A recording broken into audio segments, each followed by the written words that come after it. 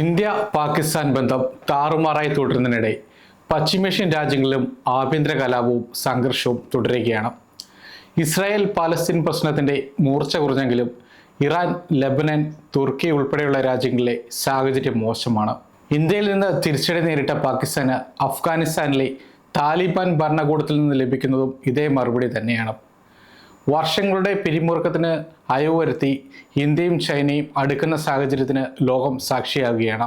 ഇതോടെ അമേരിക്കയിലെ Donald Trump ഭരണകൂടവുമായി കൂടുതൽ അടുക്കാൻ പാകിസ്ഥാൻ ശ്രമം നടത്തുന്നുണ്ട്. ഇതിനിടെ ഇസ്ലാമിക് നാറ്റോ എന്ന ആശയം രൂപപ്പെടുമോ എന്ന ആകാംക്ഷയും ശക്തമാകുകയാണ്. സൗദി അറേബ്യയുടെ സാമ്പത്തിക സഹായവും പാകിസ്ഥാന്റെ ആണവായുധ ശേഷിയും തുർക്കിയുടെ സൈനിക ശക്തിയും ചേർന്നൊരു പുതിയ ഇസ്ലാമിക് നാറ്റോ രൂപീകരിക്കാനുള്ള സാധ്യതകൾ വർദ്ധിച്ചിരിക്കുന്നുവെന്നാണ് റിപ്പോർട്ട്. ഇന്ത്യക്കും ഇസ്രായേലിനും ഒരുപോലെ തിരിച്ചടിയാകുന്നതാണ് ഈ നീക്കമെന്നാണ് വിദഗ്ധരുടെ വിലയിരുത്തൽ. 2025 സെപ്റ്റംബർ 17 സൗദി കിരീടാവകാശി മുഹമ്മദ് ബിൻ സൽമാനും പാകിസ്ഥാൻ പ്രധാനമന്ത്രി ഷഹബാസ് ഷെരീഫും ഒപ്പുവെച്ച ഒരു പ്രതിരോധ കരാറാണ് ഈ നീക്കങ്ങൾക്ക് തുടക്കം വിട്ടത്. ഈ കരാർ പ്രകാരം ഒരു രാജ്യത്തിന് നേരെ ആക്രമണമുണ്ടായാൽ അത് മറ്റേ രാജ്യത്തിന് നേരെയുള്ള ആക്രമണമായി കണക്കാക്കും. ആവശ്യമെങ്കിൽ പാകിസ്ഥാന്റെ ആണവായുധങ്ങൾ ഉപയോഗിക്കാനും സാധ്യതയുണ്ട്. ഇസ്രായേൽ 72 മണിക്കൂറിനുള്ളിൽ 6 മുസ്ലിം രാജ്യങ്ങളെ ആക്രമിച്ചതിന് പിന്നാലെയാണ് ഈ കരാർ ഒപ്പുവെച്ചത്. ഇത്രയും തന്ത്രപ്രധാനപ്പെട്ട ഈ കരാറിൽ തുർക്കിയെ കൂടി ഉൾപ്പെടുത്താനുള്ള ചർച്ചകൾ പുരോഗമിക്കുകയാണ്.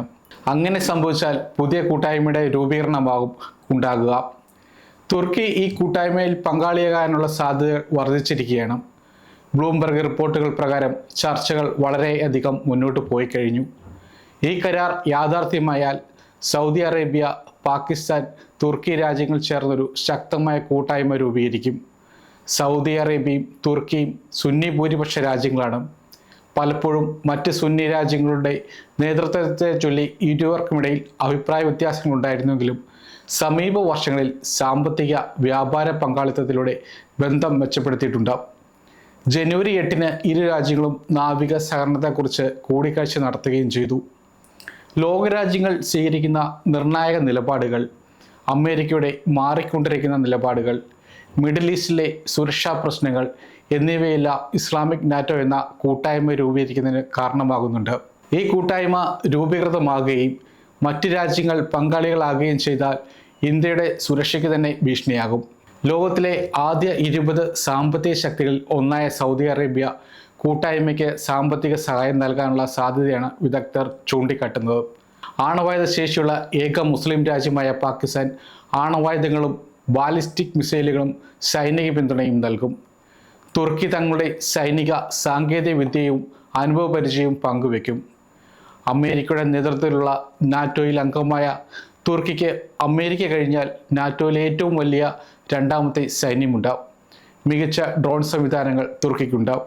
തുർക്കി പാകിസ്ഥാന് F-16 ഫൈറ്റർ ജെറ്റുകൾ നവീകരിക്കുകയും പാകിസ്ഥാന്റെ കോർവെറ്റ് യുദ്ധക്കപ്പൽ നിർമ്മാണത്തിൽ സഹായിക്കുകയും ചെയ്യുന്നുണ്ട്. തുർക്കി തങ്ങളുടെ 5ാം തലമുറ ഫൈറ്റർ ജെറ്റ് പദ്ധതിയിൽ പാകിസ്ഥാന്റെയും സൗദി അറേബ്യയുടെയും പിന്തുണ തേടുന്നുണ്ട്. തുർക്കി നാറ്റോ അംഗമാണെന്നും സൗദി അറേബ്യയ്ക്ക് അമേരിക്കയുടെ സുരക്ഷാ പിന്തുണയുണ്ടെന്നും എന്നിരിക്കെ എന്തിനാണ് ഒരു ഇസ്ലാമിക് നാറ്റോ എന്ന ചോദ്യം ഉയരുന്നുണ്ട്. ഇസ്ലാമിക് നാറ്റോ എന്ന ചർച്ച നിലവിലെ ലോകക്രമത്തിൻ്റെ മാറ്റങ്ങളുടെ ഫലമാണ്. അമേരിക്ക ഗ്രീൻലാൻഡിനെ ആക്രമിക്കുമെന്ന ഭീഷണിയെ തുടർന്ന് നാറ്റോ രാജ്യങ്ങൾക്കിടയിൽ പോലും സംശയങ്ങൾ ശക്തമാണ്. ട്രംപ് ഭരണകാലത്ത് അമേരിക്കയുടെ അന്താരാഷ്ട്ര തലത്തിലുള്ള ഫലപ്രദമായ ഇടപെടലുകളിലുള്ള വിശ്വാസം ലോകമെമ്പാടും, പ്രത്യേകിച്ച് മിഡിൽ ഈസ്റ്റിലെ മുസ്ലിം രാജ്യങ്ങൾക്കിടയിൽ കുറഞ്ഞു. നാറ്റോ ദുർബലമായാൽ പോലും ഇസ്ലാമിക് നാറ്റോ എന്ന ഈ കൂട്ടായ്മ തുർക്കിക്ക് ഒരു ബാക്കപ്പ് ആയിരിക്കും. മിഡിൽ ഈസ്റ്റിലെ ഇസ്രായേലിൻ്റെ നീക്കങ്ങളുടെ ഇടപെടലും ഈ കൂട്ടായ്മയ്ക്ക് പ്രാധാന്യം വർദ്ധിപ്പിക്കും. എണ്ണ ശേഖരത്താൽ ഗൾഫ് രാജ്യങ്ങൾ സമ്പന്നമാണെങ്കിലും അവർ ആണവായുധങ്ങൾ വികസിപ്പിച്ചിട്ടില്ല. ആണവ ആക്രമണമുണ്ടായാൽ അമേരിക്ക സഹായം വാഗ്ദാനം ചെയ്തിരുന്നു. മിഡിൽ ഈസ്റ്റിൽ ഇസ്രായേലിന് മാത്രമേ ആണവായുധമുള്ളൂ എന്നാണ് റിപ്പോർട്ട്. മിഡിൽ ഈസ്റ്റിൽ ഏതെങ്കിലും തരത്തിലുള്ള ആണവ ആക്രമണം ഇസ്രായേൽ നടത്തിയാൽ അമേരിക്കയിൽ നിന്ന് ആണവ പിന്തുണ ലഭിക്കില്ലെന്ന് ഗൾഫ് രാജ്യങ്ങൾക്കറിയാം. അതുകൊണ്ടാണ് പാകിസ്ഥാനുമായി ചേർന്ന് ആണവാക്രമണത്തെ പ്രതിരോധിക്കാനുള്ള കഴിവ് തങ്ങൾക്കുണ്ടെന്ന് ലോകത്തിന് മുന്നിൽ വ്യക്തമാക്കാൻ ഗൾഫ് രാജ്യങ്ങൾ ആഗ്രഹിക്കുന്നത്. ഈ കൂട്ടായ്മയിലൂടെ പാകിസ്ഥാൻ, സൗദി അറേബ്യ, തുർക്കി രാജ്യങ്ങൾ നിർണായക കൈമാറ്റങ്ങൾ നടത്തും.